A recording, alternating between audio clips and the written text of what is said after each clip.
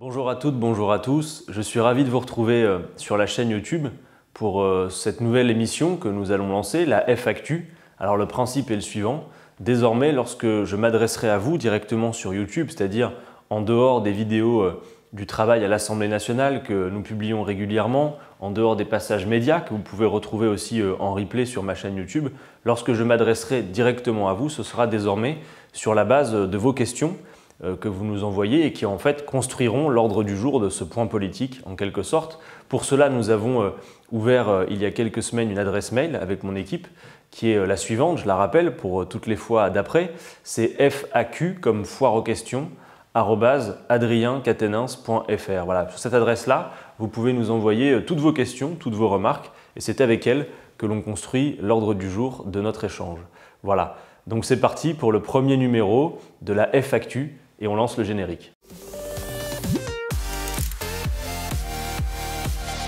Alors donc comme je disais, on a reçu pour cette première édition de nombreuses questions. Pardon d'avance à toutes celles et ceux qui n'auraient pas été sélectionnés. Mon équipe a fait une sélection parmi les nombreuses questions qu'on a reçues, mais vous allez voir que la sélection permet déjà d'aborder un bon nombre de sujets. Parmi ces questions, la première qui nous vient de Nicole Chauvet. Nicole qui nous pose une question sur la transition énergétique et notamment sur la question des leviers industriels dont dispose le pays. On pense par exemple aux barrages hydrauliques qui sont largement cités dans son intervention pour pouvoir faire cette transition.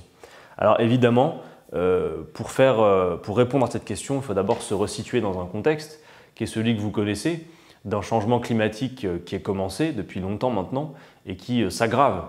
On a vu il y a quelques heures tout juste un nouveau rapport du GIEC qui a été publié. Le GIEC, vous le savez, ce sont les experts scientifiques du climat qui font régulièrement des rapports et qui nous expliquent où nous en sommes de la trajectoire du changement climatique et de ses conséquences. Alors, hier, il a rendu un rapport qui se focalisait plutôt sur la question des océans et de l'état des océans, notamment sous l'effet du changement climatique.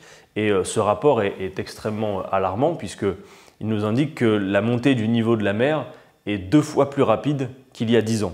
Parmi les chiffres cités par le GIEC, qui fait des projections d'ici à 2100, qui est en gros la valeur de référence pour pouvoir se projeter, sur la fonte des glaces, le GIEC nous dit que les glaciers d'Europe centrale, du Caucase, du Nord, de l'Asie ou encore de Scandinavie pourraient décliner donc d'ici à 2100 de 80%, que le permafrost pourrait perdre de 24 à 69% de sa surface actuelle selon le pire scénario.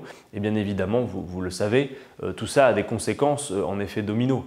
Parce que la fonte du permafrost, la fonte de la glace, par les gaz qu'elle libère, et notamment le méthane, va aussi participer en cascade à l'aggravation de ce changement climatique. Le GIEC nous dit aussi, parmi ces chiffres, que la montée du niveau de la mer pourrait être 5 fois plus importante selon le pire des scénarios et pourrait dépasser 1 mètre en 2100. Donc on voit bien ce qui est en train de se passer, c'est qu'il y a, à mesure que le changement climatique avance, une accélération de ce phénomène, un effet boule de neige en quelque sorte. On avait dit déjà très tôt que le changement climatique ne serait pas quelque chose de linéaire et que dès lors que l'on franchit des seuils, même les scientifiques sont à la peine pour pouvoir présager de ce qu'il va se passer derrière parce que tout ça n'a pas effectivement des conséquences linéaires. D'ailleurs, le GIEC, il y a quelque temps encore, donnait la date de 12 années, en quelque sorte, 12 années pendant lesquelles il faudrait prendre des décisions radicales à l'échelle internationale pour, sinon inverser la tendance, en tout cas contenir le changement climatique à un niveau sur lequel on peut faire des projections.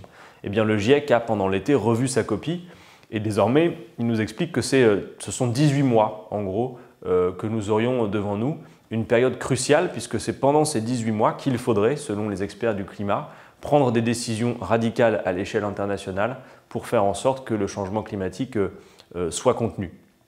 Alors, face à cela, vous avez vu la réaction d'Emmanuel Macron puisque bien évidemment, de plus en plus de gens sont maintenant directement impactés par le changement climatique, se mobilisent. On a vu les très belles marches pour le climat qu'il y a eu et on a vu aussi la manière, on en reparlera, avec laquelle elles ont été réprimées, ce qui est une exception française pour le coup, la répression des marches pour le climat comme ce fut le cas ce 21 septembre.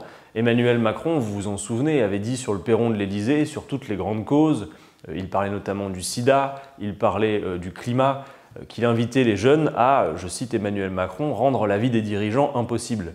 Et on a vu le résultat, lorsque des jeunes se mobilisent pacifiquement et décrochent symboliquement le portrait du monarque présidentiel, hop, on les envoie aux tribunaux. Bon bref, on voit qu'il n'y a que de la parole de la part d'Emmanuel Macron, que de la communication, à la fois en invitant à la mobilisation, mais en la réprimant de l'autre main, ou également en prétendant se préoccuper de la question écologique, en faisant tout un tas d'ailleurs de beaux discours sur la question, mais en réalité derrière les actes n'y sont pas.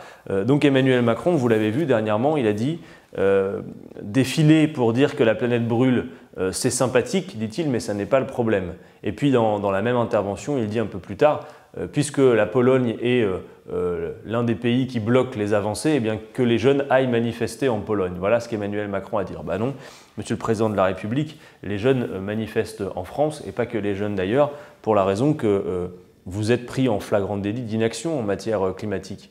Vous faites de beaux discours, et d'ailleurs, vous allez les faire ailleurs peut-être. Moi, j'ai suggéré au Président de la République qu'il aille faire ses discours sur la Lune. Ça sera tout aussi efficace que ce qu'il fait aujourd'hui, en courant d'un pays à l'autre pour donner des leçons à tout le monde, alors que lui, en France, eh bien, ne respecte pas les objectifs fixés. La France n'atteint pas les objectifs énergie, notamment sur le climat pour l'année 2018, sur les émissions de gaz à effet de serre qui ont été largement dépassées. Emmanuel Macron supprime des moyens publics qui nous permettrait de faire la planification écologique. Regardez par exemple le budget du ministère concerné. Il continue les accords de libre-échange qui participent de ce modèle obsolète de déménagement du monde. Quel est le sens de prétendre se préoccuper du climat quand on valide des accords comme le CETA, le traité de libre-échange entre l'Union européenne et le Canada, que l'on sait climaticide? Il n'en a pas. Emmanuel Macron freine la transition écologique et criminalise même les militants de cette juste cause. Alors, que pourrions-nous faire face à cela? Et j'en viens donc à la question de Nicole sur ce que nous aurions à proposer et en quoi la France pourrait ouvrir la voie de cette grande bifurcation, et elle dispose d'outils pour cela. Évidemment que s'il s'agit de régler un grand problème dans un temps limité, la réponse doit être politique.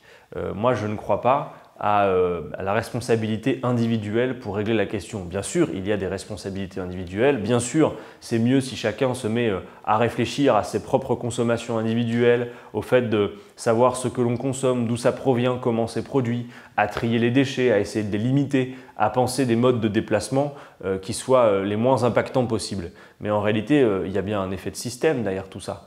Et même si vous êtes extrêmement vertueux sur vos consommations individuelles, il n'en demeure pas moins que si les émissions de gaz à effet de serre, comme c'est le cas pour 70% d'entre elles, sont le fait de quelques dizaines de multinationales, eh bien vous aurez beau être les plus vertueux qui soient, vous n'y pourrez rien. Donc la réponse est politique et elle passe par des grands changements de trajectoire politique. Donc rompre avec le modèle absurde que veut poursuivre Emmanuel Macron du libre-échange auquel nous ne sommes pas condamnés.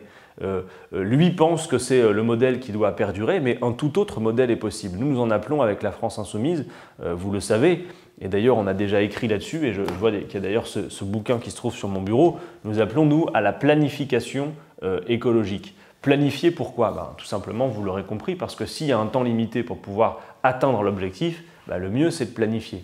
Et donc il faudrait effectivement faire en sorte que toutes les politiques publiques, toutes les politiques industrielles passent par le prisme de la transition écologique.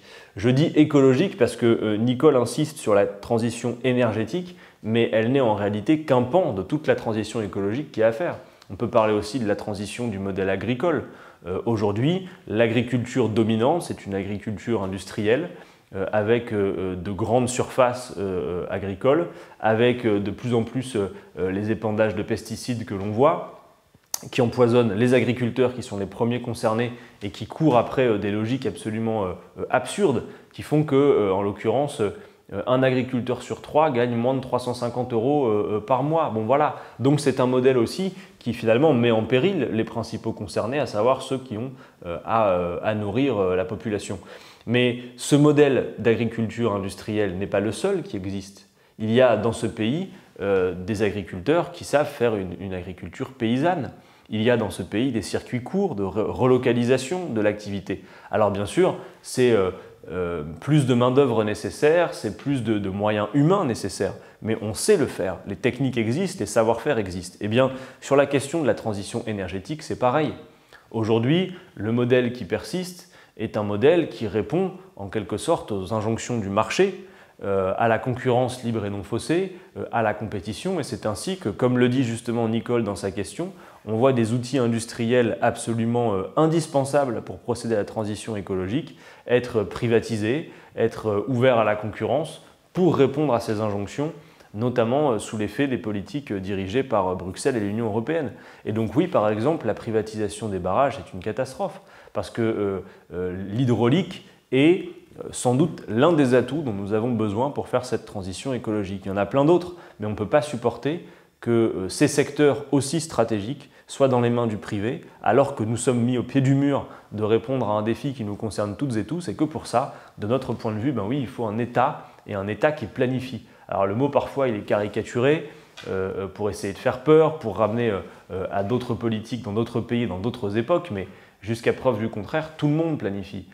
Au quotidien, vous planifiez pour votre organisation. Une entreprise qui a des objectifs à atteindre dans un délai imparti, elle planifie. Alors il ne s'agit pas de comparer un pays à une entreprise, mais si on a un objectif à atteindre dans un temps limité, il faut planifier. Et s'il faut planifier, il faut s'en donner les moyens. On sait par exemple, je le redis au passage, que dans le cadre de traités européens qui nous imposent uniquement une feuille de route budgétaire, eh bien aujourd'hui nous sommes empêchés d'investir comme nous le pourrions et comme nous le devons dans la transition écologique.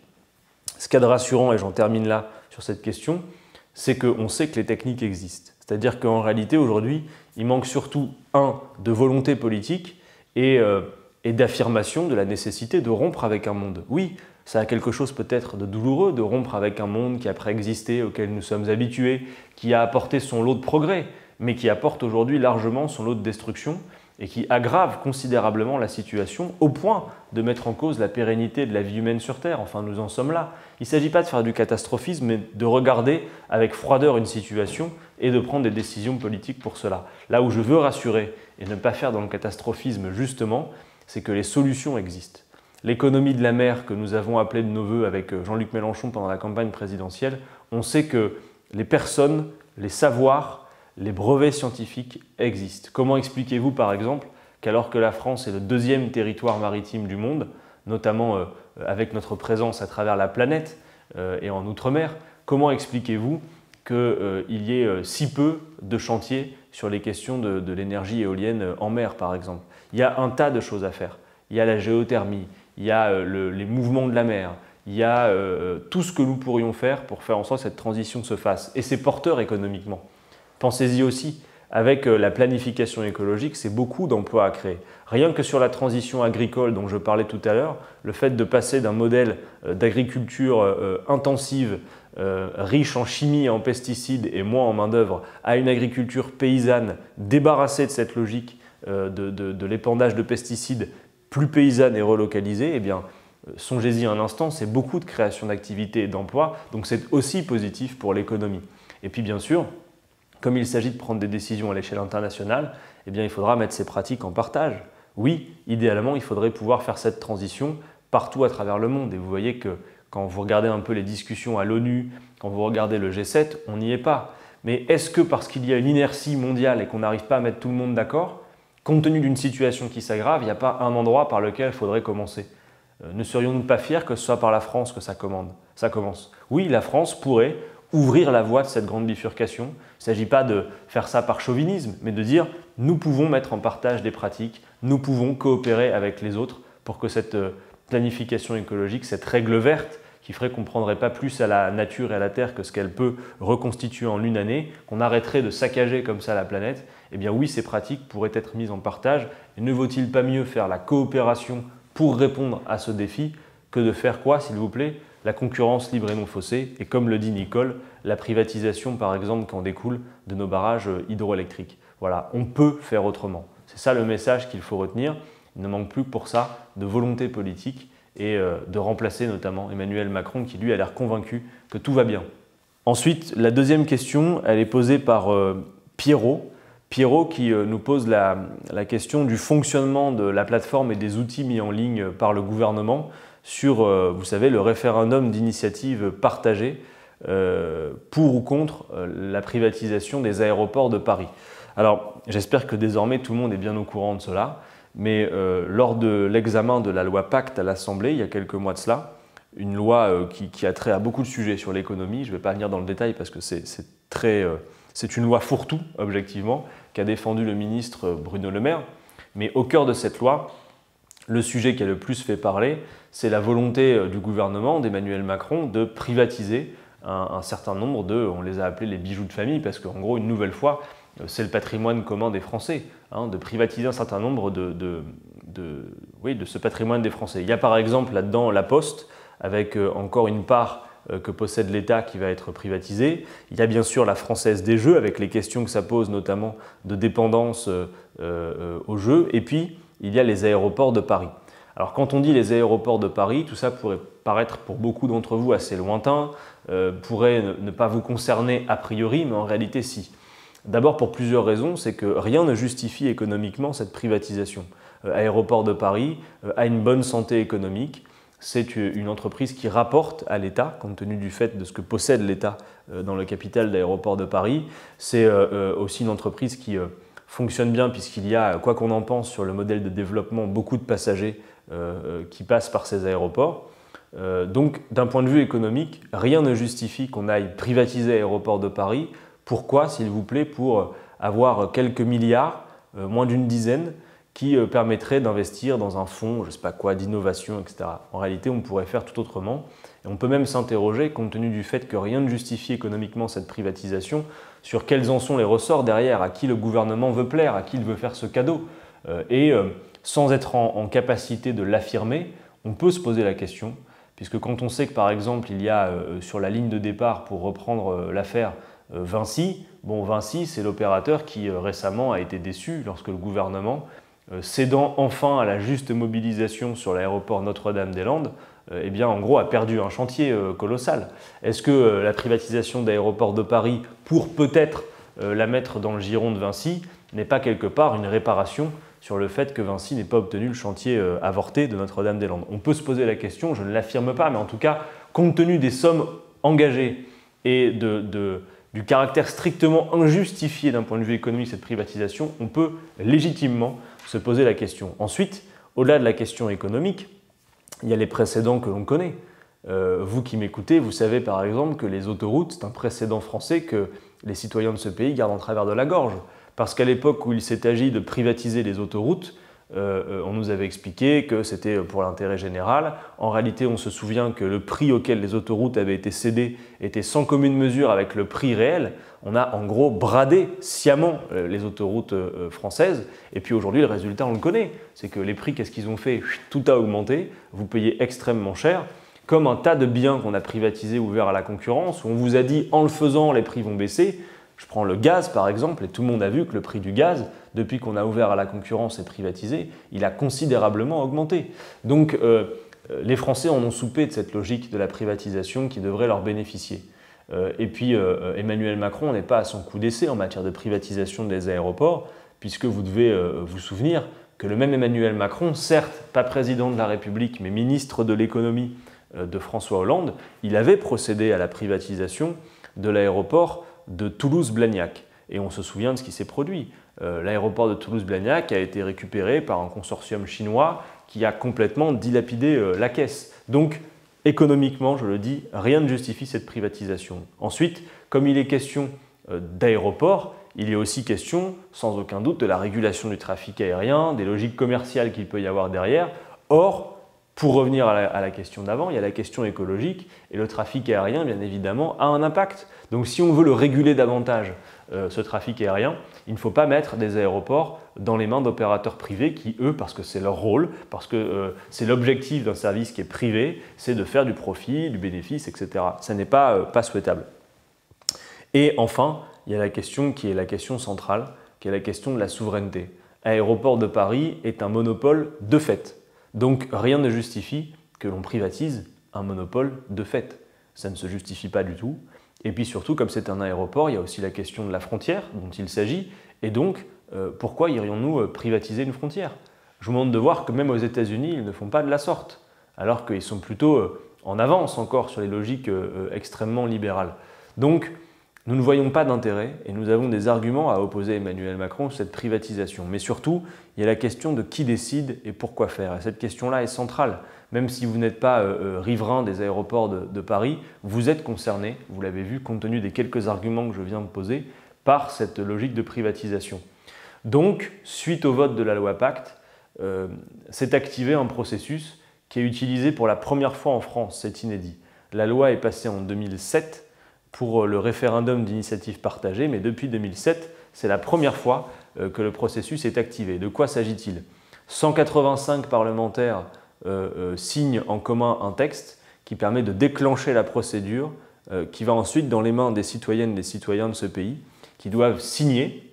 Et si les 185 parlementaires plus le nombre de signataires, en l'occurrence 4,7 millions de signatures citoyennes, sont atteintes, eh bien l'ensemble provoque, fait émerger un processus référendaire, c'est-à-dire un référendum dont la question serait, en somme, pour ou contre la privatisation d'Aéroports de Paris.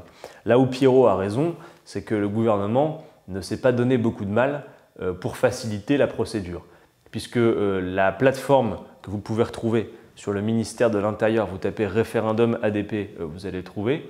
La plateforme, franchement, pour un gouvernement qui se veut le gouvernement de la start-up et de l'innovation, laisse à désirer. Au démarrage, il y a eu un tas de bugs. Pierrot nous en signifie un certain nombre, notamment concernant les récépissés qui confirment votre signature. Bref, franchement, c'est le service minimum qui a été fait.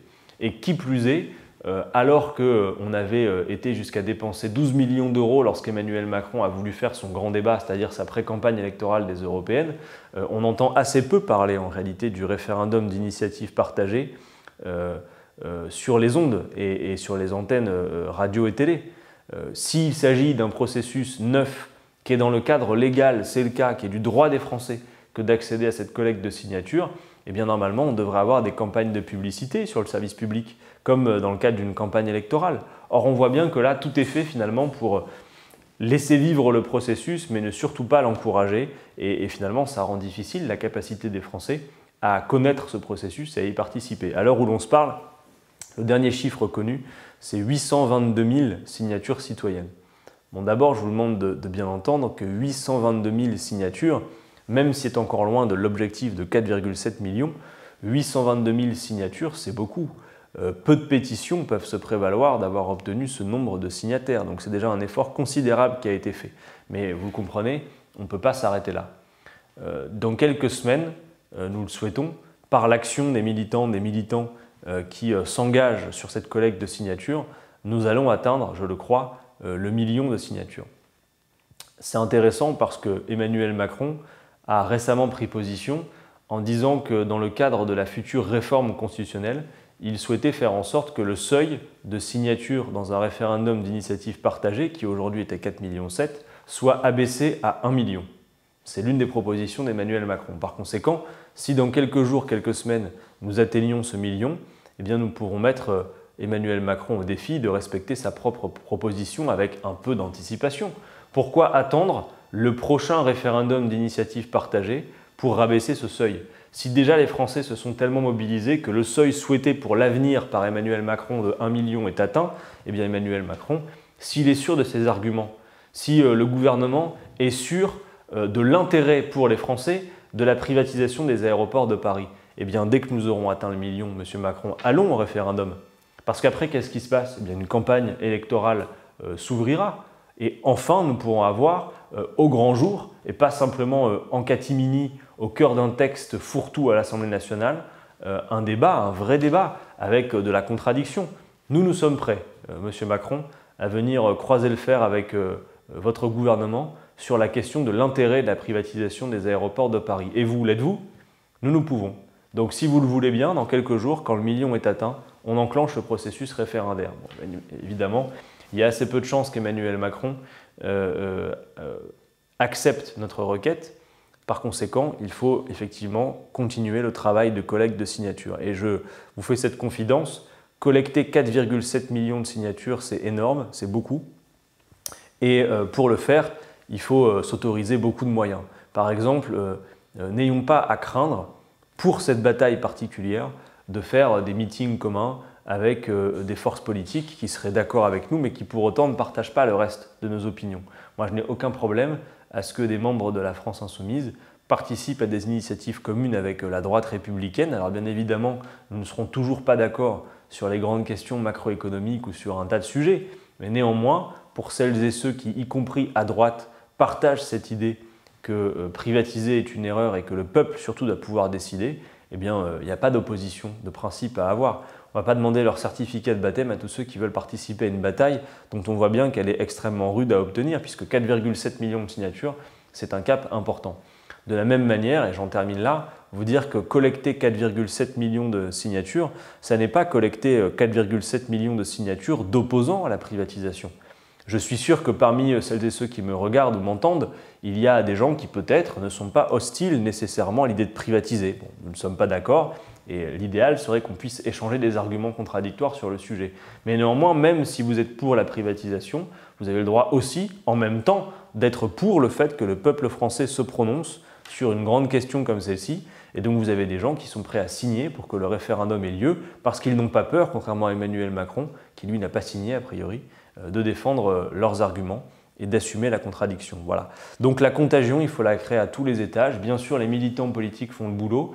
Le week-end du 5 et 6 octobre, par exemple, la France Insoumise sera à l'action partout dans le pays, comme c'est régulièrement notre cas, pour collecter les signatures. Et franchement, des citoyens de tous bords politiques viennent à nous pour discuter de cette question, ce qui montre bien qu'elle intéresse et qu'elle est sans doute la question centrale du moment, celle de la souveraineté populaire.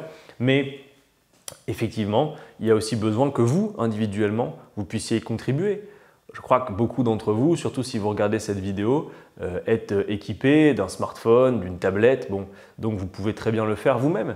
Créer les conditions de la contagion.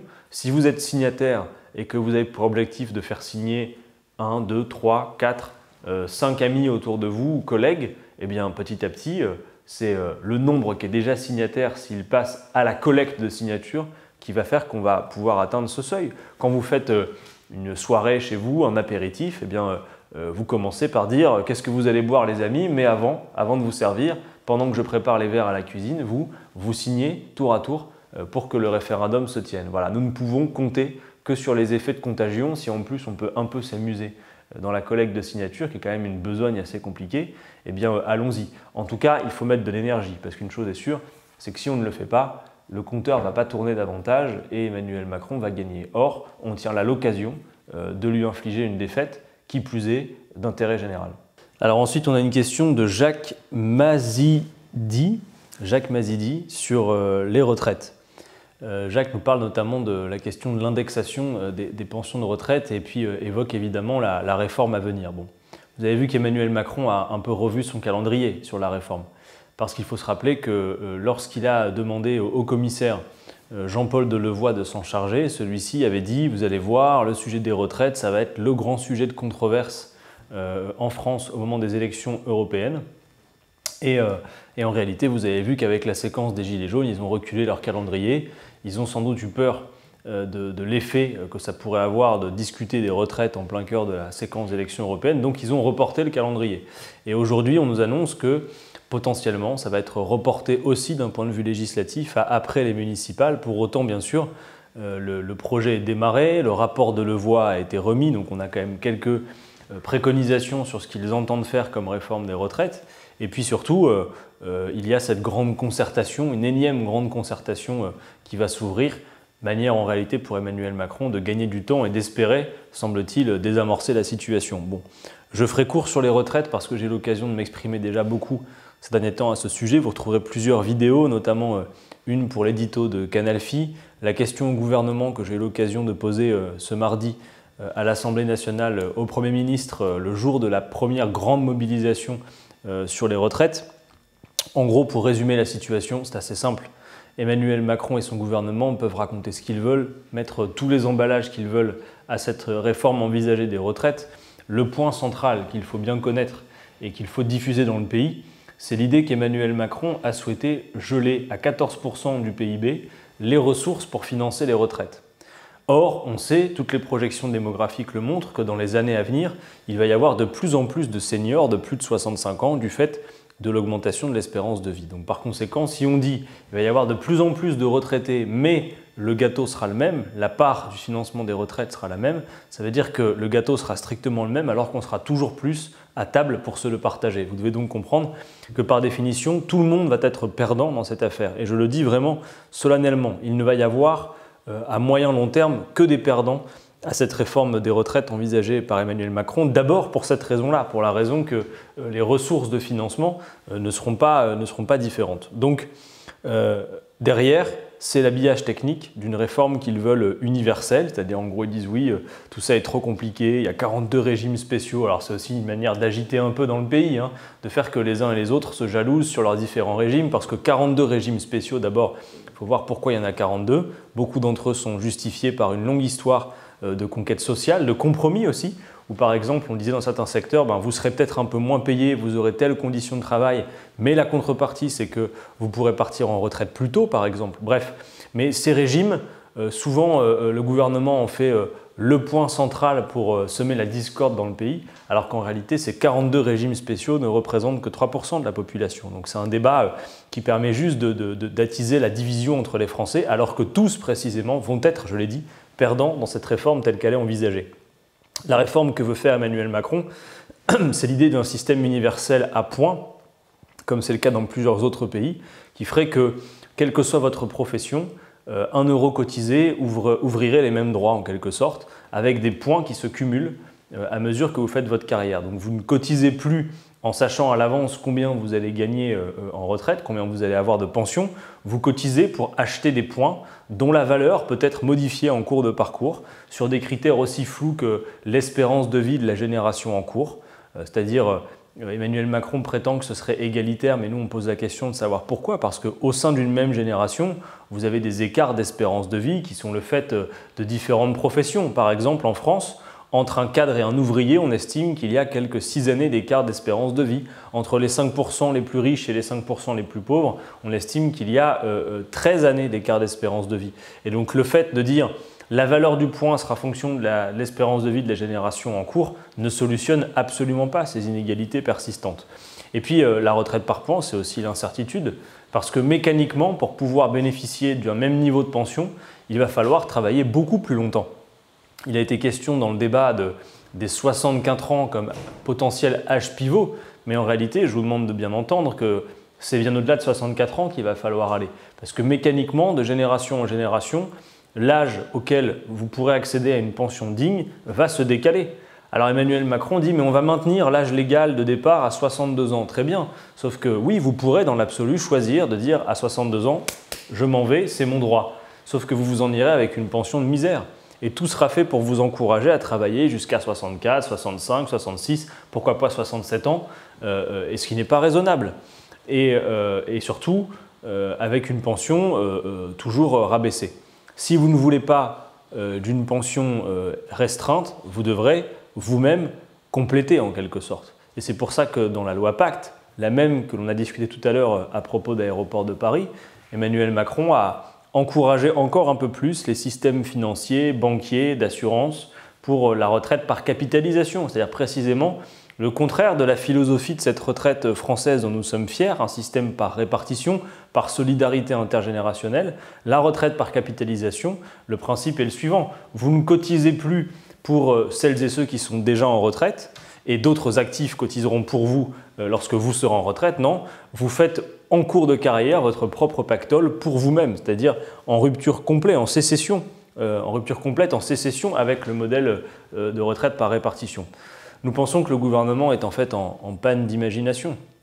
Soit ils veulent faire un beau cadeau aux assureurs et aux banques qui attendent avec impatience que la retraite par répartition soit tellement indigente que vous soyez nombreux à faire le choix du système par capitalisation, mais nous pensons à la France Insoumise qu'on peut répondre à un certain nombre d'objectifs qui sont véritablement un progrès. Et on considère que si on produit aujourd'hui plus facilement, plus rapidement qu'avant, si par exemple un salarié français aujourd'hui produit jusqu'à 3 fois plus qu'un salarié français dans les années 70, eh bien le progrès, ce n'est pas toujours travailler davantage, plus longtemps, de s'arracher au travail. À quoi bon travailler plus longtemps que le temps nécessaire à produire ce dont nous avons besoin? C'est une vraie question. Donc nous pensons que le progrès, c'est plutôt, comme ça a toujours été le cas d'ailleurs dans les grandes conquêtes sociales, le progrès, ça a été systématiquement marqué par un recul du temps de travail. un recul du temps de travail dans la semaine avec la durée légale hebdomadaire, un recul du travail dans la vie, dans l'année, avec les congés payés, et dans la vie avec l'âge de départ à la retraite. Et par ailleurs, bien évidemment, avoir toujours à l'esprit que la retraite, c'est aussi derrière la question de l'impact sur le chômage. Aux deux extrémités de la vie active dans ce pays, vous avez un problème. D'un côté, des jeunes qui ont du mal à s'insérer sur le marché de l'emploi, et à l'autre bout, près d'un senior sur deux qui, au moment de partir en retraite, n'est plus en emploi. Et vous savez très bien que le chômage des seniors est un véritable fléau dans ce pays. Quelques 300 000 personnes de plus de 60 ans sont à l'heure où l'on se parle en France au chômage, alors que pour le 80% d'entre eux quasiment, ils ont cotisé quasiment en toutes les annuités qui devraient leur permettre, de notre point de vue, de bénéficier de la retraite. Donc, il ne faut pas succomber aux facilités de langage dans l'affaire des retraites. De fausses évidences, comme par exemple quand ils nous répètent à longueur de journée « oui, mais on vit plus longtemps, donc il faudrait travailler plus longtemps ». Précisément, c'est parce qu'on travaille moins longtemps aussi que l'on vit plus longtemps. Et puis l'espérance de vie en bonne santé en France, elle stagne quand elle ne recule pas. Or, 64, 65 et plus, c'est au-delà de l'espérance de vie en bonne santé. Nous sommes donc en train de travailler à, en quelque sorte, une contre-réforme, un contre-projet, parce qu'évidemment, il faudra pouvoir réformer le système de retraite. Ce système a fait la preuve de son efficacité. À l'heure où l'on se parle, le système a rempli ses objectifs. La situation d'ailleurs n'est pas critique, et ça, c'est un point de diagnostic que l'on peut partager avec le Premier ministre Édouard Philippe. Mais bien évidemment, sur les projections démographiques à long terme, on peut imaginer qu'il va falloir modifier le système. Mais nous ne voulons pas de cette baisse des pensions généralisée, de cette réforme par points, qui est en fait une baisse de pension déguisée et un transfert de richesse fait vers les systèmes de retraite par capitalisation. La manière de financer les retraites, c'est aussi la question du partage de la valeur produite. Et aujourd'hui, on sait que vous avez des tas d'éléments qui ne cotisent pas. Les revenus financiers des entreprises devraient être mis davantage à contribution. Si l'on faisait supprimer enfin l'inégalité salariale persistante entre les femmes et les hommes, on pourrait avoir des cotisations supplémentaires pour financer un système de retraite qui soit vraiment progressiste. De la même manière, tout à l'heure on parlait de ça, la planification écologique, c'est chiffré en termes d'emploi. Faire la transition agricole, faire la transition énergétique, c'est beaucoup. C'est des centaines de milliers de nouveaux emplois qu'il faudrait créer et donc des cotisations en plus. Quand nous disons que nous voulons augmenter les salaires, c'est donc aussi des cotisations supplémentaires. Par ailleurs, il y a toute la place dans les projections qu'on peut faire sur à la fois même peut-être une hausse de cotisation et une hausse du salaire net. Il n'y a pas du tout d'opposition entre ces deux phénomènes, surtout si l'on se projette sur le long terme. Donc nous aurons le moment venu un contre-projet à présenter et je crois que les axes prioritaires, en tout cas de mon point de vue, doivent être de faire en sorte que lorsque vous partez à la retraite, ça ne va pas signifier pour vous une rétrogradation de vos conditions de vie. Voilà, il faut maintenir l'équilibre et le niveau de vie entre la période d'activité et la période de retraite. Il y a beaucoup trop de retraités qui sont en situation de précarité, de pauvreté dans ce pays, même si il est vrai que le système français les favorise davantage que certains de nos voisins. Mais pour nous, une retraite digne ne doit pas être en deçà du SMIC. On doit pouvoir avoir la liberté de partir à 60 ans si on le souhaite. Et je crois que pour beaucoup, ce serait bien préférable que de continuer à travailler jusqu'à des âges complètement déraisonnables, où l'on prend des risques pour soi, et puis parfois, compte tenu des professions, on peut aussi faire prendre des risques pour les autres. Bref, dernier mot sur cette réforme des retraites, vous l'avez compris, tout le monde est concerné. Donc ne succombez pas au piège de la division qu'essaye d'instiller parfois le gouvernement, comme on l'a vu récemment lors de la grève de la RATP, évidemment. Les usagers qui ont à subir une grève ne sont pas contents, mais vous savez, les grévistes préféreraient faire autre chose que la grève eux aussi.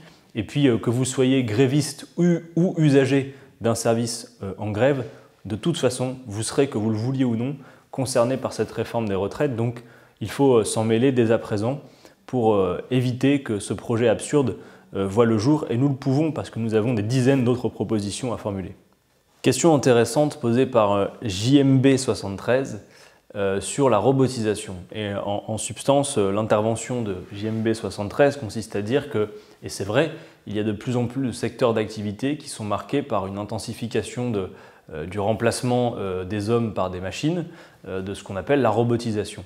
Et JMB73 fait ce commentaire qui consiste à dire, dans beaucoup de secteurs, en quelque sorte, les femmes et les hommes que les machines remplacent ne sont pas qualifiés pour occuper les postes que la robotisation permet d'ouvrir. C'est-à-dire effectivement, si on va vers plus de robotisation, eh bien, il y a des postes très qualifiés dans la mécanique, dans la technique, qui vont s'ouvrir pour concevoir ces nouveaux objets de travail. Et il dit, par exemple, typiquement, il prend l'exemple des personnes qui sont en caisse dans les supermarchés. Les hypermarchés, j'en sais quelque chose parce que j'ai occupé ce poste-là pendant plusieurs années lorsque j'étais étudiant. Il dit, maintenant, si vous remplacez la caissière, le caissier par une machine, il n'est pas certain que la caissière, la caissier ait les qualifications immédiates pour aller dans les secteurs que la robotisation crée de nouveaux secteurs d'activité. Bon, c'est une certitude. Moi, cependant, je veux dire une chose. La question de la raréfaction du travail, qui a été 1000 fois posée dans les débats, et notamment au moment de la présidentielle, avec cette idée notamment du revenu universel, vous savez, partait de cette idée en quelque sorte que le travail humain allait petit à petit manquer. Je ne suis pas d'accord avec cette idée, pour la raison que si on regarde un programme comme l'Avenir en commun, par exemple, celui que propose la France Insoumise, la bifurcation que nous souhaiterions opérer, notamment, j'en ai beaucoup parlé en matière écologique et climatique, en fait nécessite beaucoup d'emplois. C'est vertigineux de voir, quand on regarde un programme comme l'Avenir en commun, le nombre de secteurs dans lesquels potentiellement on pourrait manquer de main-d'œuvre. Songez-y un instant, si vous par exemple passez à la planification écologique, que vous faites la transition du modèle agricole, avoir une agriculture paysanne avec un circuit de distribution relocalisé, c'est créateur d'activités et créateur d'emplois comparativement au grand modèle que nous connaissons aujourd'hui d'agriculture intensive. De la même manière sur l'énergie et tout le reste. Donc moi je crois que on ne peut considérer que le travail humain va se raréfier que si on accepte la pente glissante qui est en cours, qu'impose le capitalisme et le libéralisme, qui fait que finalement, toujours, eh bien, la machine remplace l'homme, les cadences infernales et tout le reste. Moi, je pense qu'il y a besoin d'un ralentissement, en quelque sorte, d'une relocalisation de l'activité. On parle de protectionnisme solidaire avec la France Insoumise, et que les secteurs dans lesquels nous voudrions investir sont des secteurs où il y aura énormément d'emplois à pourvoir. Donc, je pense qu'il ne faut pas oublier que la bataille se mène sur les conditions de travail, sur les salaires, sur la répartition de la valeur produite, et qu'il ne faut pas avoir à l'idée que finalement le travail, par définition, le travail humain va manquer. Je crois que ce n'est pas vrai. On le voit aussi sur un tas de métiers d'aide à la personne. Quand vous regardez, y compris les moyens humains manquants dans les EHPAD pour accompagner les personnes âgées. On parle à l'instant du sujet des retraites et du fait qu'il va y avoir de plus en plus de seniors dans le pays. Donc tous ces métiers de l'accompagnement, du service à la personne vont être aussi des secteurs dans lesquels il va falloir beaucoup plus d'emplois. Donc évidemment, il y a ce problème de la robotisation qui remplace parfois des emplois, mais je crois qu'on ne peut pas avoir comme diagnostic que finalement, purement et simplement, la machine va remplacer l'homme, surtout si on applique un programme qui vise à relocaliser, qui vise à investir massivement dans d'autres secteurs d'activité et notamment sur la question écologique. Bon, on termine avec une question sur la prochaine séquence électorale, le rapport de la France Insoumise aux autres forces politiques. Il y a notamment plusieurs questions. Il y a Eneco Pereire qui en gros pose la question de savoir, puisqu'a priori ce sont des insoumis là-bas qui posent la question de savoir comment on peut articuler la réalité locale avec une stratégie nationale de campagne qui est celle que la France Insoumise a adoptée, qui s'appelle Municipal 2020, le peuple aux commandes. Et il y a Fabien Arnoux qui lui pose la question du rapport de la France Insoumise aux autres formations politiques, notamment, je l'imagine, dans le cadre de cette échéance. Bon. D'abord, vous dire une chose, c'est que la démarche qui a été créée par la France Insoumise pour ces élections municipales, qui a été adoptée par les Insoumis à l'issue de leur assemblée représentative, elle est résumée dans un texte que vous pouvez retrouver très facilement sur Internet et auquel je vous invite à vous référer, qui s'appelle Municipal 2020, le peuple aux commandes. Et en gros, ce texte dit la chose suivante. Nous estimons que la toile de fond du paysage politique demeure le dégagisme, c'est-à-dire ce niveau de défiance très important qu'il y a entre les Français et la représentation politique. En quelque sorte, on pourrait parler d'un divorce entre les représentés et les représentants. On peut le déplorer, mais il existe. Et donc, il y a des manifestations. Par exemple, le fait qu'un Français sur deux, de manière quasiment régulière maintenant, ne participe plus aux élections. Or, nous, en républicains, nous pensons que le peuple est seul souverain et que pour consentir à la loi, il faut que la loi soit votée par tous. Dès lors que régulièrement, vous n'avez qu'un sur deux qui participe, eh bien, ça pose problème. Donc, nous voudrions, à l'occasion de ces municipales, puisque nous disons depuis des années avec la France Insoumise que le cœur de l'affaire, la clé à tous nos problèmes, c'est l'implication du grand nombre dans la chose politique, le fait que la politique est l'affaire de tous et qu'il faut donc que chacun s'en mêle, nous voulons à l'occasion des municipales déployer à travers le pays, autant que faire se peut, partout où nous sommes implantés, des méthodes qui vont permettre d'associer le 1 sur 2 qui est éloigné de la vie politique à cette échéance électorale. Et donc ça suppose aussi parfois pour les militants politiques de revoir complètement leurs habitudes, parce qu'il est clair que chacun a pu faire l'expérience d'une distribution de tracts où en gros, même si les gens sont plutôt d'accord avec ce que vous racontez, tout ça leur paraît extrêmement éloigné de leurs préoccupations quotidiennes, et parce qu'il y a eu les trahisons, parce qu'il y a eu les renoncements, parce qu'il y a tout ce climat que l'on peut voir parfois dans le pays, ils ne croient plus à la capacité de la politique à régler leurs problèmes. Et c'est un problème, parce que du coup, il y a l'abstention qui gagne du terrain, et vous savez comment ça se passe, on le voit dans chaque ville.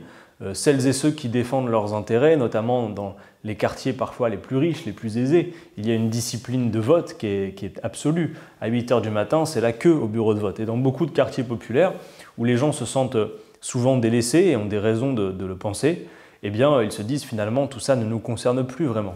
Et c'est un problème pour nous. Donc toute notre méthode vise d'abord et avant tout à faire en sorte que ce 1 sur 2 reparticipe. Et là, nous butons sur un problème évident, c'est que si pour vous adresser au 1 sur 2 qui ne participe plus, vous employez les mêmes méthodes que celles qui consistent à vous adresser au 1 sur 2 qui participe déjà, eh bien vous faites une erreur.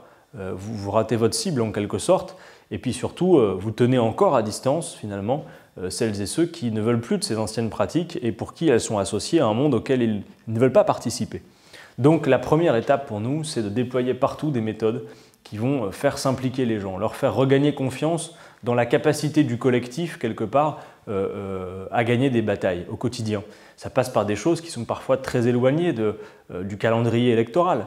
Par exemple, la situation du logement, des batailles à gagner avec les bailleurs sociaux. Parfois, c'est juste un ascenseur qui dysfonctionne depuis des semaines et sur lequel, malgré les coups de fil, malgré les courriers, les gens n'obtiennent pas de réponse. Mais en tout cas, c'est de gagner des petites batailles comme cela avec eux pour leur faire la démonstration, non pas que ce seraient nous les meilleurs, même si c'est vrai, mais pour faire la démonstration qu'eux peuvent, s'ils se mobilisent collectivement, s'ils s'organisent, et nous devons simplement accompagner cette organisation du peuple, eh bien ils peuvent emporter des batailles, ils peuvent gagner des rapports de force face notamment à leurs bailleurs sociaux quand ceux-ci, ça arrive malheureusement trop souvent, sont défaillants. Ça c'est une première étape. Ensuite bien sûr, l'élection municipale arrive et nous voudrions faire en sorte que des Françaises, des Français qui ne l'avaient pas du tout anticipé pour eux, eh bien, se disent mais finalement oui, pourquoi pas moi, pourquoi ne pourrais-je pas participer à un conseil municipal, pourquoi ne pourrais-je pas donner mon avis, décider pour ma ville. Ce terme-là, c'est un terme qui, à mon avis, résume le mieux notre démarche municipale, c'est décider vous-même. Bien évidemment, ça n'exonère pas d'avoir un programme, d'ailleurs on a déjà une base programmatique nationale fournie, mais on ne va pas imposer le programme aux gens, on va donner quelques idées, on va voir ce qui émerge le plus des remontées que nous avons et de leur participation. Mais le but est vraiment de faire en sorte qu'il y ait cette collaboration de nos listes dans lesquelles nous voudrions qu'un maximum de citoyens qui peut-être à cette heure ne sont même pas encore au courant y figureront demain. Et puis également la collaboration d'un programme. Nous imaginons très bien établir, dans le cadre d'assemblées citoyennes, des délibérations de conseils municipaux pour faire en sorte de dire aux gens, voilà, on collabore ensemble les éléments à partir desquels nous allons demain gouverner ensemble les villes.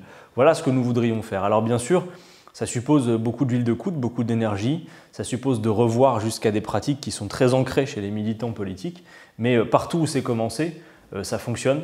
Les citoyens sont extrêmement reconnaissants et ont envie de s'impliquer et de participer. Alors, une fois qu'on a dit ça, l'objectif effectivement est, dans l'idéal, de faire des listes dans lesquelles ces gens aient toute leur place et où les militants politiques, en quelque sorte, accompagnent cette implication jusqu'au conseil municipal. Que l'on aille des soucis quotidiens et concrets des gens, parfois juste même, je le disais, l'ascenseur en panne, jusqu'au cœur des conseils municipaux pour régler les problèmes. Nous voulons non pas proposer aux gens une aventure, juste une campagne, nous voulons avec eux gouverner les villes autrement.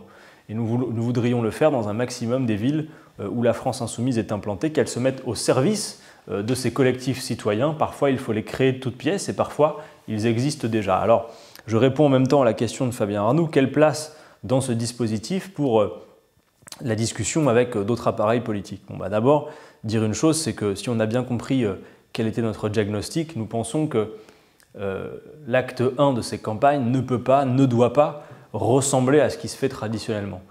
Par exemple, la présentation de la liste ne peut pas être l'acte 1 d'une campagne, puisque si on veut inclure un maximum de personnes dedans, la construction de la liste participe du récit de la campagne. De la même manière pour le programme. Si on dit oui, on a déjà une base programmatique, nous autres à la France Insoumise, mais on veut le coélaborer, ce programme, avec les citoyens, il faut des assemblées citoyennes qui permettent, comme nous l'avions fait avec les ateliers des lois, vous vous en souvenez, que l'on délibère collectivement sur les premières décisions du conseil municipal.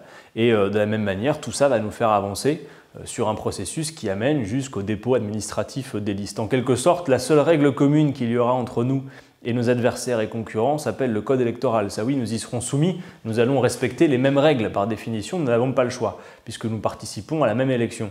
Mais pour le reste, dans les méthodes et pratiques, à l'heure où l'on voit déjà toutes celles et ceux qui reproduisent les vieilles habitudes, qui ont les mêmes locaux de campagne, aux mêmes endroits dans la ville, qui ont les mêmes costumes, les mêmes affiches, les mêmes slogans, les mêmes programmes, eh bien nous voulons essayer en tout cas, essayer pour le moins, de faire différemment. Non pas simplement pour se singulariser, mais pour faire en sorte d'ouvrir les portes et les fenêtres des mairies et dire aux gens maintenant, vous avez une capacité de décision. Nous autres, par exemple, le groupe parlementaire, beaucoup d'entre nous, avant d'être parlementaires, n'avaient pas anticipé de longue main et étaient des travailleurs modestes comme un tas de gens. Donc nous pensons que dans cette période, eh bien, il y a un tas de profils dans la cité qui, à eux seuls, et parce qu'est leur vie quotidienne, eh bien, représentent beaucoup de monde. Voilà. Et c'est à ces gens-là d'abord que nous voulons faire toute leur place dans nos listes. Alors bien sûr, les partis politiques existent, il ne s'agit pas de les mépriser, les forces politiques traditionnelles existent, les mouvements politiques même plus récents comme la France Insoumise existent, mais nous sommes prêts à discuter avec tout le monde à la condition que la démarche soit bien celle-ci, c'est-à-dire concourir, mettre nos forces à la disposition de l'implication du grand nombre. Peut-être qu'à la fin ce sera trop compliqué et que ça et là vous n'y arriverez pas, mais en tout cas pour le moins essayez. Essayez de le faire. Parce que partout où c'est vraiment essayé, en réalité, ça fonctionne. Et nous avons, en gros, dans le texte auquel je faisais référence, Municipal 2020, le peuple en commande, dressé, disons, quelques frontières, quelques bords desquels nous ne voulons pas sortir. Quelques bords programmatiques, quelques bords stratégiques. C'est assez simple en réalité, hein, c'est des choses qui vont d'elles-mêmes. Par exemple, on a écrit dans le texte « La France Insoumise ne soutiendra pas de liste dans lesquelles il y aurait des personnes qui seraient hésitants quant à leur critique de la politique du gouvernement. Bon, ça me semble aller de soi. De la même manière, sur le programme, on a écrit dans le texte la France Insoumise ne participera pas ou ne soutiendra pas des listes qui iraient vers la délégation au privé des services publics ou vers la privatisation. Bon, voilà, des choses finalement, somme toute, assez classiques, de bon sens de notre point de vue, mais qui, oui, peuvent être mises en partage avec d'autres, à la condition, encore une fois, et j'insiste, que l'histoire racontée ne soit pas la traditionnelle histoire des cartels de partis, des accords d'appareil, parce que nous pensons qu'il faut se hisser à la hauteur du moment et que le moment exige que l'on concourt pour de bon à l'implication citoyenne. Et concourir à l'implication citoyenne, ça n'est pas faire des listes citoyennes comme le font tous les partis politiques. Et d'ailleurs, vous allez voir que d'ores et déjà, tout le monde se prétend liste citoyenne, c'est-à-dire en fait on met le drapeau sous le tapis, on met quelques citoyens sur la liste pour dire voilà, voyez, c'est pas nous, on n'est pas là, ou en tout cas on n'est pas aux places où vous nous attendiez, mais en réalité c'est une liste purement et simplement d'appareils politiques. Bon, en disant ça, je sais bien qu'il y a plein d'endroits dans le pays où pour beaucoup de camarades insoumis, ça sera peut-être compliqué d'aller à cet idéal. En tout cas, c'est bien lui que nous avons dans le viseur et nous déployons beaucoup de force, d'énergie à travers le pays pour faire en sorte que les insoumis aient les moyens de participer à cette échéance électorale de cette façon-là. Et nous pensons que si nous y parvenons, nous aurons fait œuvre utile à l'occasion de cette échéance qui est importante et qui a lieu au mois de mars 2020. Voilà, je crois que même si on n'a pas répondu à toutes vos questions, qu'on avait encore beaucoup dans la besace, on a été une nouvelle fois beaucoup trop long. Donc à vous de nous dire aussi comment on fait. Est-ce qu'on garde des questions pour la prochaine fois? C'était une première, j'espère que ça vous a plu. Si c'est le cas, n'hésitez pas à mettre des pouces bleus. Si vous avez quelques commentaires, qu'ils soient positifs ou négatifs à faire, allez-y de bon cœur. Et puis n'oubliez pas que vous pouvez vous abonner à la chaîne pour suivre toute l'actualité à l'Assemblée, dans les médias et à travers ces FAQ. Et je vous rappelle l'adresse mail sur laquelle on attend d'ores et déjà vos questions pour la prochaine fois, faq@adriencatenins.fr. Voilà, à très bientôt et bonne continuation sur YouTube.